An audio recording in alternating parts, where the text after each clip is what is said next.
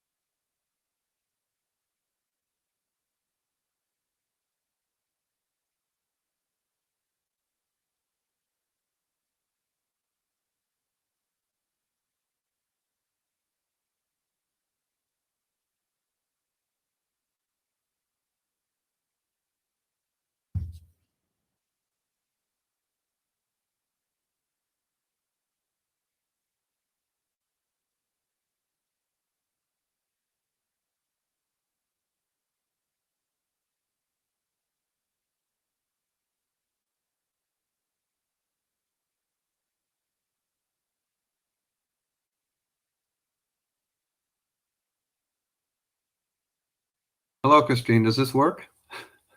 Hi, Kyle. Yep. So might as well test with everyone. So can everybody hear us? Yes.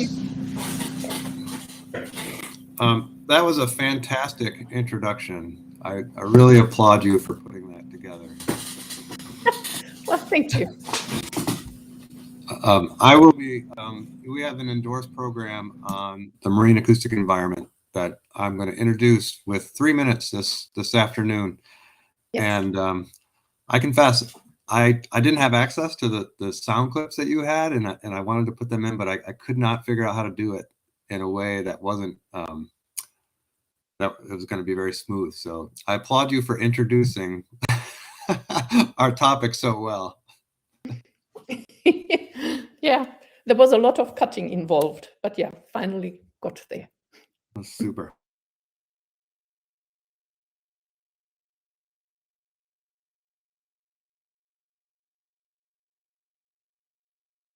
Ends from this program. It's very exciting, but at the same time, it's very challenging. Yes. Hey, Jesse. Hi, Kyle. Hi, Christine. Hello, Jesse.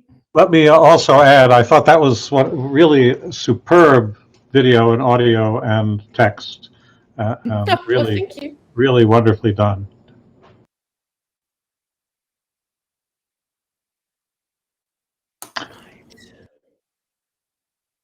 Okay. Yep.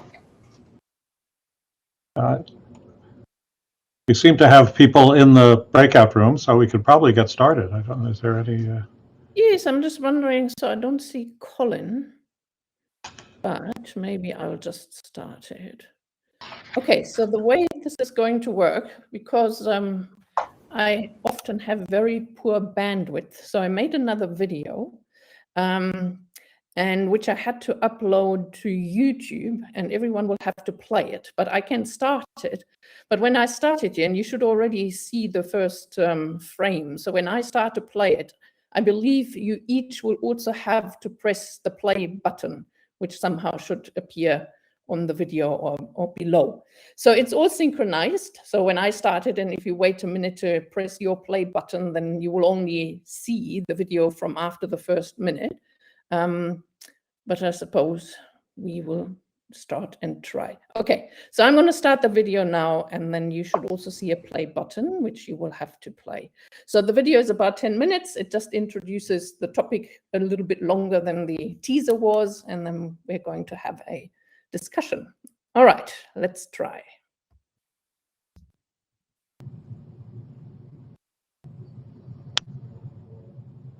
If you were to place a hydrophone into this picture, what would you hear? You would hear the sound of wind blowing over the ocean. Yes, this is one of the dominant sounds recorded underwater.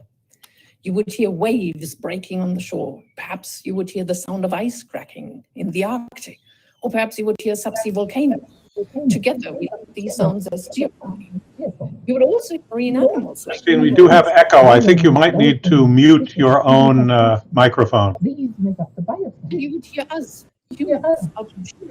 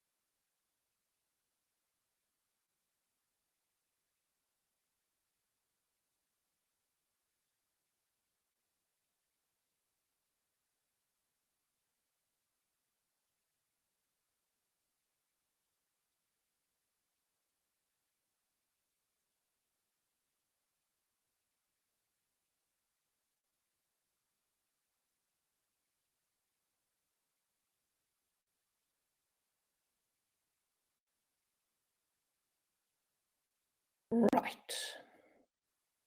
Okay, now how do I get rid of this? I don't know. Anyways. Just leave it there, Christine, it'll be fine. Yes, maybe we just let it sit there. Sorry, I wasn't there at the beginning. I'm sitting right in the nerve center of this thing, and they couldn't get me on the internet. So, whoops. Whoops.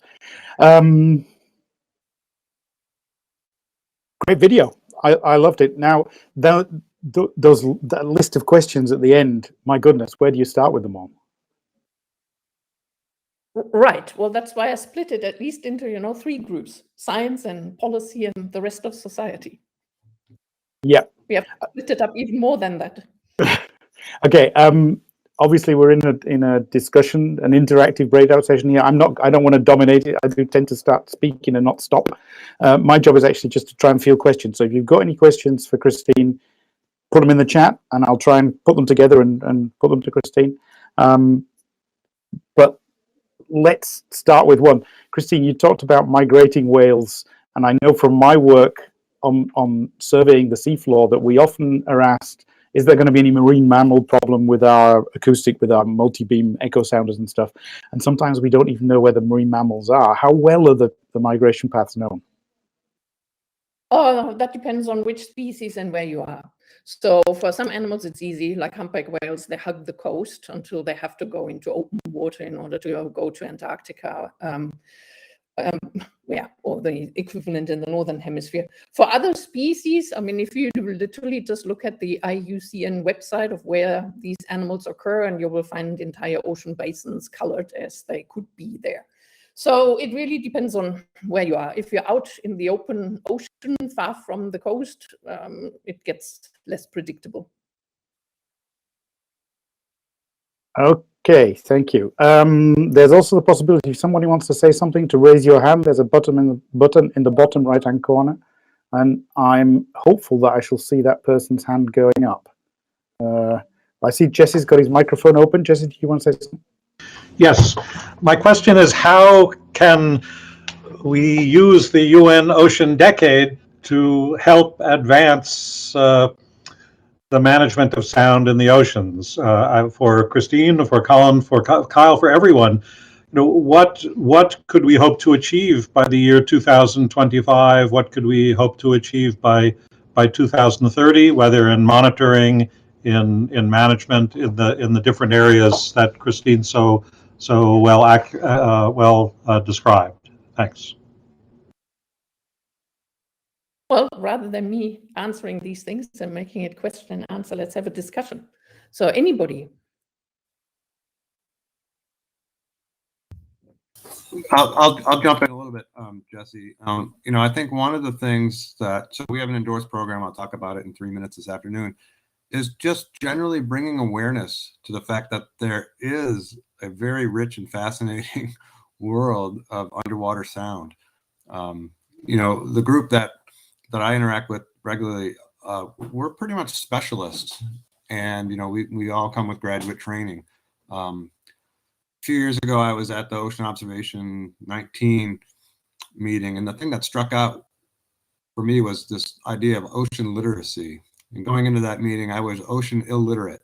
I grew up not near the coast. And so I think for us specialists, we take it for granted, but there's a real message here to try and engage people at an earlier age and an earlier time. And so to me, that would be very helpful and a good outcome, because we need more advocates if we're actually going to get people to first understand our problem and then start to address it. If I could just jump in there as well, I think just having watched Christine's films, and I'm preparing this, she showed me the short one, the teaser. Those sounds just grab you, right? I mean, some of those whales sound like they've come from off the planet. That must be a great way to get people involved and get their brain working. Why should we care about this? Even your sound with a beluga with a ship or a beluga without a ship, I think it's pretty low-hanging fruit, I would think, Kyle. I don't know what you think about that, but I would think it's pretty low-hanging fruit to make this available to a lot of people. I totally agree. I think it's really compelling, and one of the things that I'll talk about later today is the whole idea of natural quiet, which is an idea that I borrowed from Gordon Hempton, who is with Quiet Parks International. And natural quiet is the biological sounds and the natural processes. We talked about volcanoes already. It's not silence. And in fact, if you go up into a fjord where you've got, and nowadays, rapid deglaciation, that's emitting, that's pushing bubbles into the underwater environment. Every one of those bubbles pops and makes a tremendous amount of noise. And then you've got on top of that, these explosive sounds from calving. And so that's an idea of natural quiet, which is actually has quite a lot of acoustic energy in it, is quite loud. And then in terms of how animals interact with that environment, seals will use that environment to hide from their predators. They'll get away from the killer whales in that environment. And so understanding that, and that, natural quiet varies tremendously as you go around through the ocean basins, but we have very little knowledge of what that actually is. So obviously I'm here because I'm super excited about being able to fill in the gaps and understand that. I'm not sure we've still answered your question, right, Jesse? Yeah, no,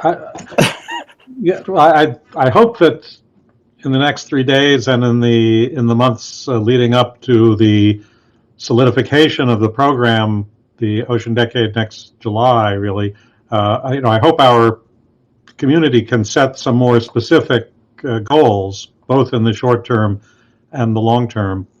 In the area of standards, in the earlier part of the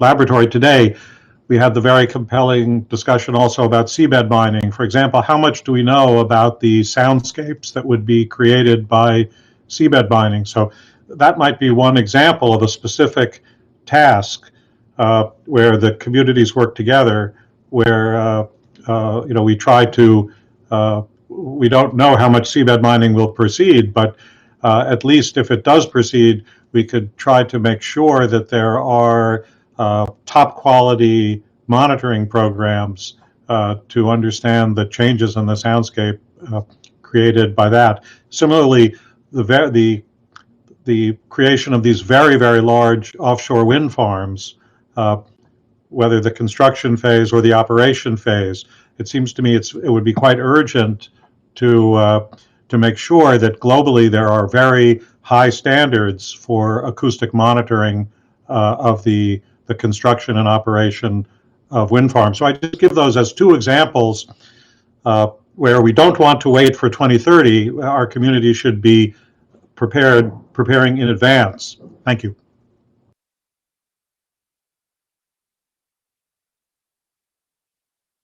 Andrea raised her hand. Yeah, Andrea raised her hand. I was just going to say the thing, but I was muted. Andrea. Yes, hello, good day, and thank you for this space. I think we also need to address consumption and production, because when you talk about mining, we need to make the audiences aware of which products do they buy, or do we buy, our cell phones, or where these minerals are going.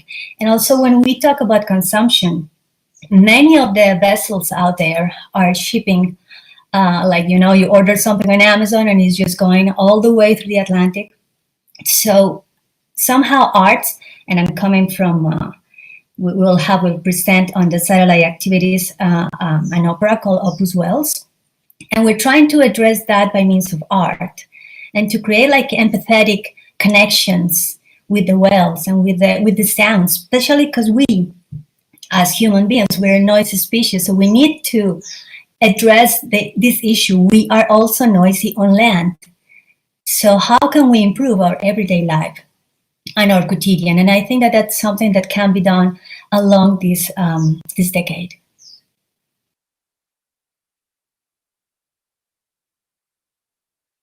Yes, there are lots of ways to get to people's hearts, right? I know I was watching some presentation at COP26 where a lot of the people who were talking about protecting the ocean were talking about doing it because they love the ocean, and getting to people's hearts and making them love what they want to protect is a really important thing. So I think, I personally, what do I got to say about this? But I think actually absolutely right. Get everybody however you can. So yeah, I'll just say related to both of those thoughts is, as part of COP26, there's the Clydebank Declaration, which is focused on developing green shipping corridors, which is great, but wholly focused on greenhouse gases. They're not, and that's what I mean about exposing more people to this world of underwater sound. Noise is often not talked about in these larger programs, and so we need that visibility. And I think ocean sound and ocean noise should play a large role in developing those green ocean corridors to address the problems that were just discussed. Kyle, we talked now about the carbon footprint. Maybe we should talk about the acoustic footprint or the acoustic rucksack of products, the kinds of the consumption issues that Andrea raised.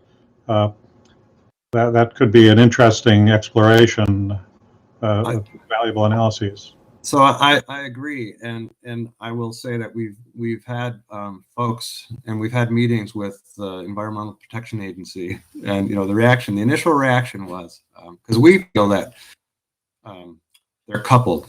If you're driving a ship around, the greenhouse gas emissions and the ocean noise are coupled. But the response we got when we first met with the EPA was, nobody talks about the noise. And so again, that's a visibility and an education issue. We're just such a very small community.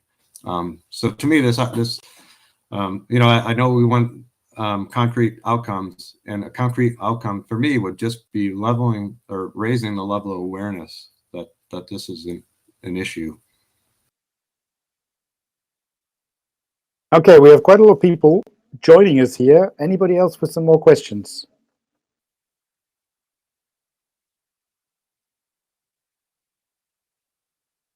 No, I don't see anybody. I'm monitoring the chat, but I don't see anything in the chat. If you have something to say, please put your hand up and we can keep the discussion rolling with those sort of things. I had a question in my head just when you were talking, Kyle, and it's completely disappeared. That's the way life is. Christine, what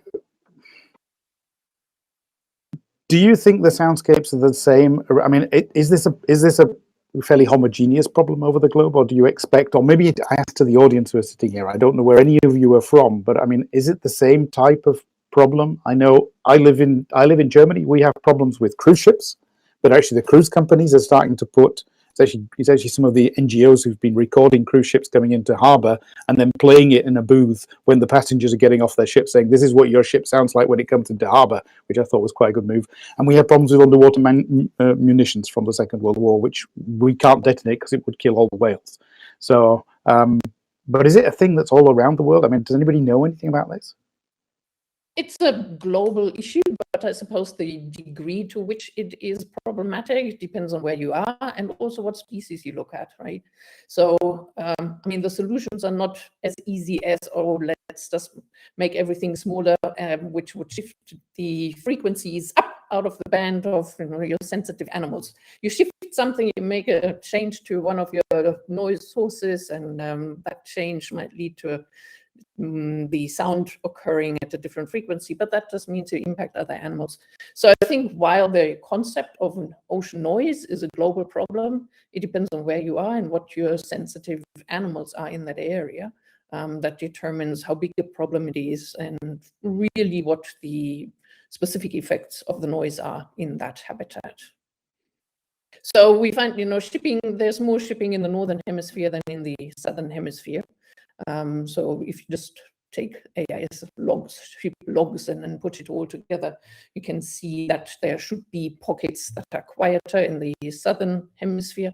And we find that. So certainly if you go towards the Southern Ocean, then noise from wind becomes very, very strong. And in large areas, the wind noise is actually stronger than the ship noise.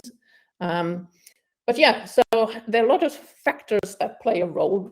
And certainly when you get into shallow water, you don't hear the distant ships, so sound propagates differently in different areas, depending on the seafloor bathymetry as well as other factors. But we can model this fairly well. So really the mapping and measurement and modeling of the noise. So, I mean, That is fairly well understood. So what the remaining questions are scientifically is really what are the impacts on the animals, in particular those species that have been less studied, and what are cumulative effects, and yeah, how does noise sort of rank compared to other stressors? Okay, we have another question from Andrea who says, what about national security and the posture of worldwide navies regarding sonar technology, for instance? Yeah, so I mean, the Navies certainly produce sound as well. So, and they know that. And I mean, it's regulated in several countries. So it's just one of the groups or stakeholders which produce sound in the ocean. Okay.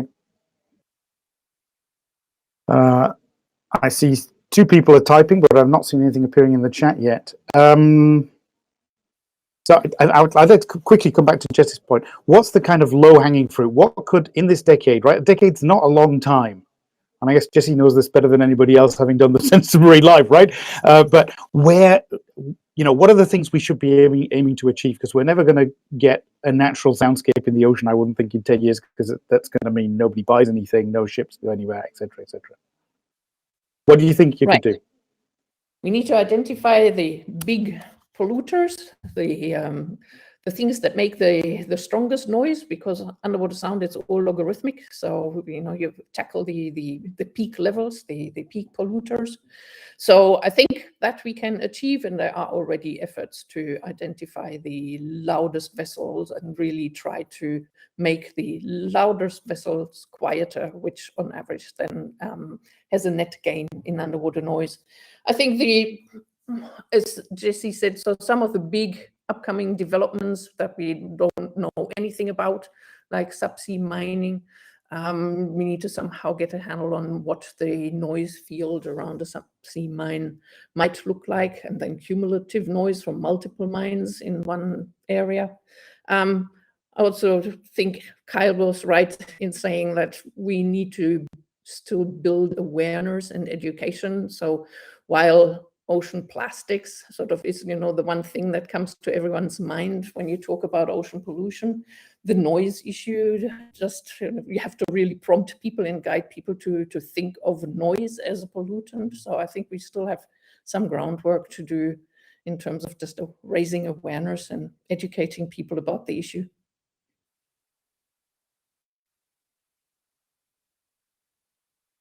Okay, thanks. Andrea said that the question about solar, Navy, and national security was more addressed to you, Kyle, as given your profile, whatever that means. So I work for the Office of Naval Research. So I appreciate that question. And one of the things I was going to say is that what's of interest. There are we have submarines, other nations have submarines, right? And there's definitely concerns. Forget about sonars, active sonars, but being stealthy is very important to these navies. And a quiet ocean is very helpful for all of those navies. So irrespective of going active. And so I think, in terms of national security, this is a real dual use thing in terms of, a clean ocean for both blue economy or whatever, and for national security. And I also see another chat question from Claudia Schultz about noise from winds and a natural born factor. That is exactly what I'm referring to in terms of natural quiet. Rain, wind, I think in a sense, it's a bit of a misnomer to refer to every source as a source of noise. Noise requires context, and we've actually been doing work on standardization so that there is less confusion over, ambient sound versus ambient noise. So noise is relative to the signal that you're actually trying to listen to. So I appreciate you bringing that up, because there are so many types of natural sounds. All the animals that Christina presented, volcanoes, glaciation, winds. You can find strong flows in the ocean, move around the seabed, gravel. That's a large source of noise in different areas. And in terms of a framework for being able to understand and predict this, we know wind and shipping fairly well, but there's so many sources of sound that we don't know how to characterize to develop fully high fidelity soundscape models and prediction skill. So thank you for that question. Okay, there's another question come from Alina. I'll get to you then after that, Jesse. But Alina, I think it can be relatively easy to create awareness for the problem among civil society, but what can civilians do in order not to get lost and powerless? So I think this is about empowering the individual. What can individuals do to improve the ocean soundscape? If nobody else answers, Christine, you've got to answer. You know that, right? That's the rule of the game here. Well, I mean, as I said in my video, so even small boats can be quite an issue. So certainly in rivers that run through cities like the Swan River in Perth. So, you know, for us who live on the ocean, so there certainly is something that we can do in order to reduce our footprint there. I don't know, Alina, if you're thinking about well, not buying your Christmas presents at Amazon so they end up on a vessel in the Indian Ocean. I don't know.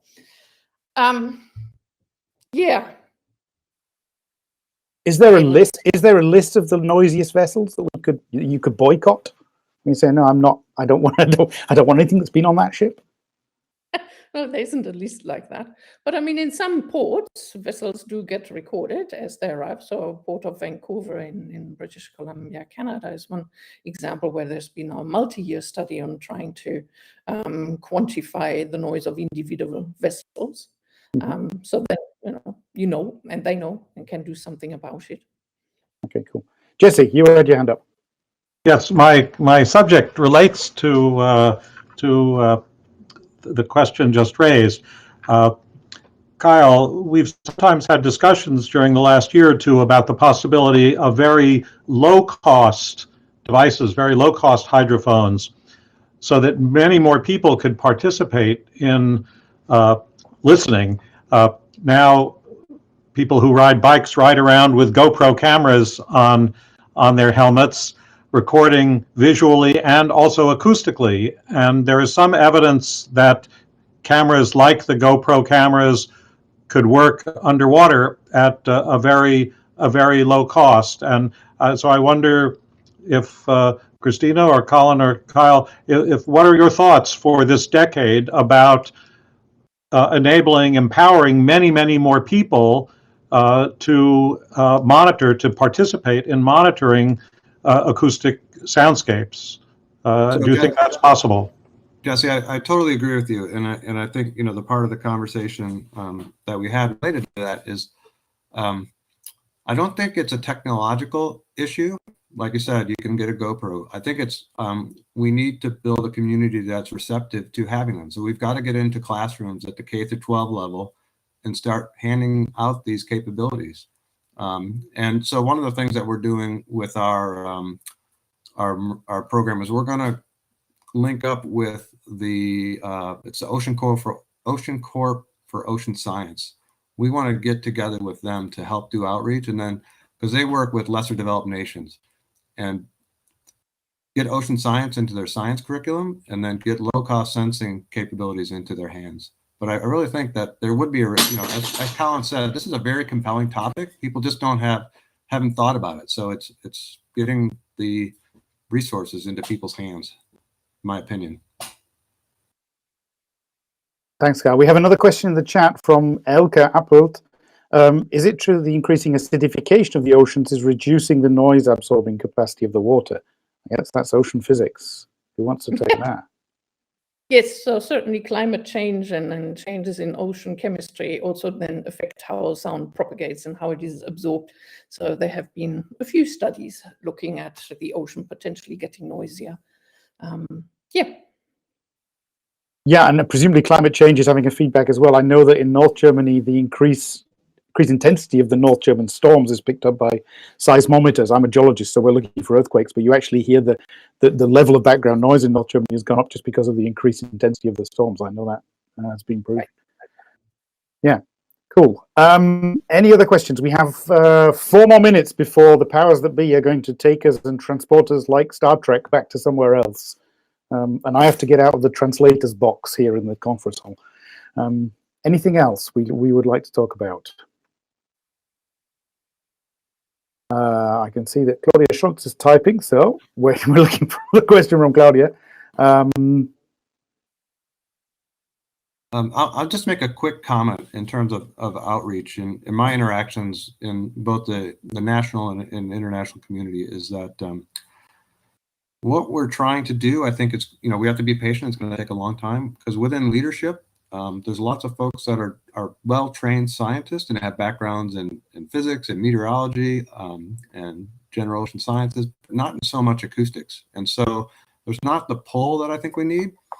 And so I think we need education both at the entry level and at the upper leadership levels as well. And that's some of the things that we're trying to address with these conversations. Yeah, thank you.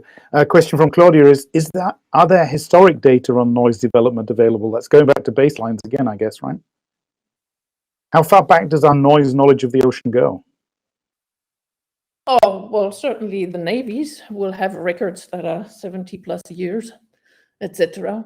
So, I mean, for some areas, some regions, I mean, even at my center, we have 25 years of recordings from around Australia.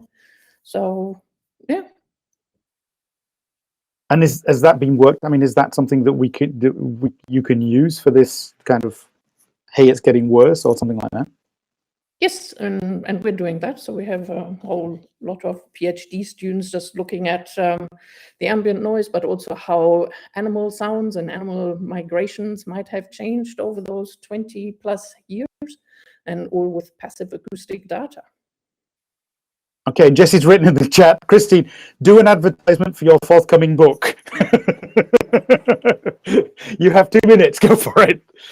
Oh, gee. Okay, there's one in press now, so there's 3 books that are going to come out over the next year and a half. So literally introductory underwater acoustics and marine bioacoustics, but also terrestrial bioacoustics.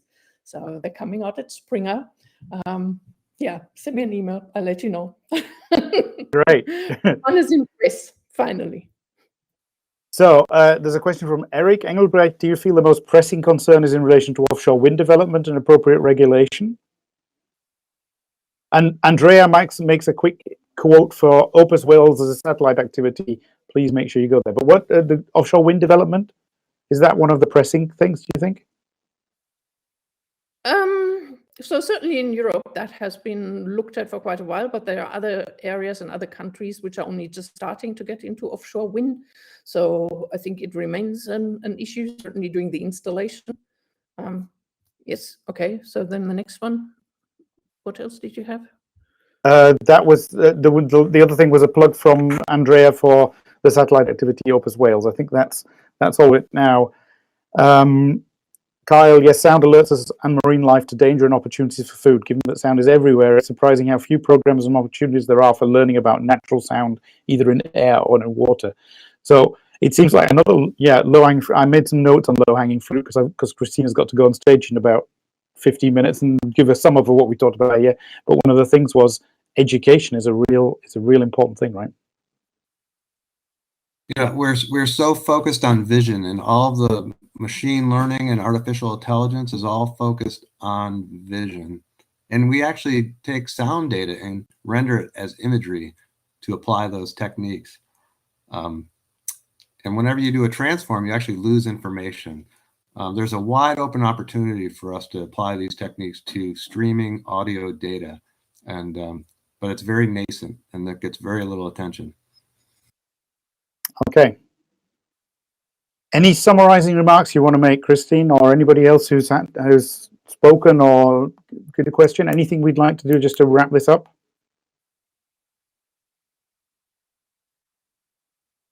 No, everybody's happy. So you've all got the international programs. We need to make more noise about noise, is what Claudia says. Yeah, I think that's probably very nicely done. And Eric Engelbrecht said, please take time to review the EU programs Jomopans and Saturn, which is, I guess, Eric, do you want to say a couple of words about it? We'll probably have a couple of minutes if you want to get on the microphone and just give us a couple of words to that.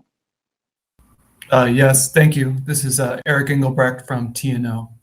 So it's a consortium of universities and research institutes and industry partners mapping the sound of shipping noise in the North Sea. And so Jomopans has been sort of the first phase of our mapping capabilities for shipping noise.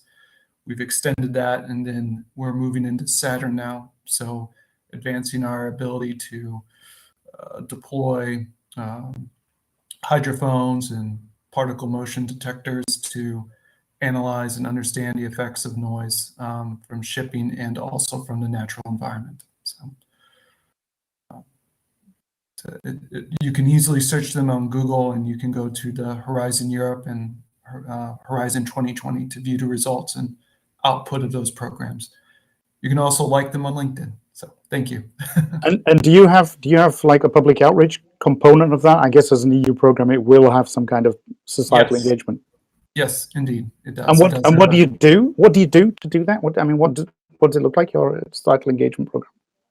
The public outreach is it's a requirement of most EU programs. So public dissemination, updates on the reports and the status of meetings on a quarterly or biannual basis, publications or of interim results of the research, videos, articles, and of course scientific research papers for publication. But do you go into like the public spaces? Do you do things like making these sounds available to school kids and stuff? Do you do that sort of stuff as well? Do you have any resources for that? For these programs, no, it was not a requirement of public outreach in terms of primary education type effects. Some programs do have that in the EU. This one did not have a specific requirement. So our public dissemination is the public release of the information. We have a website. We use social media, and all the output is made public. Okay, but all of that's going to be on your websites as well, right? Okay, Christine, I think time for a summary sentence from you if you want. I see Monica is back up on the stage, so I guess everything is going to start going here again in the main forum. Right, where I will have to summarize what we've discussed. I will send you a Word document in about 30 seconds when we've finished here, so you can see what I've written down. Yeah, no, look, thank you everyone for attending the noise breakout. Here comes the translator. She needs to get back in here and start telling everybody in Spanish what people are saying up on the stage. Okay, thank you very much. Thanks to everybody for your contributions. Thank you to Christine for being up in the middle of the night and doing this. Awesome. And we're back to the main session, I guess, now. Bye-bye, everyone. Thanks for your contributions.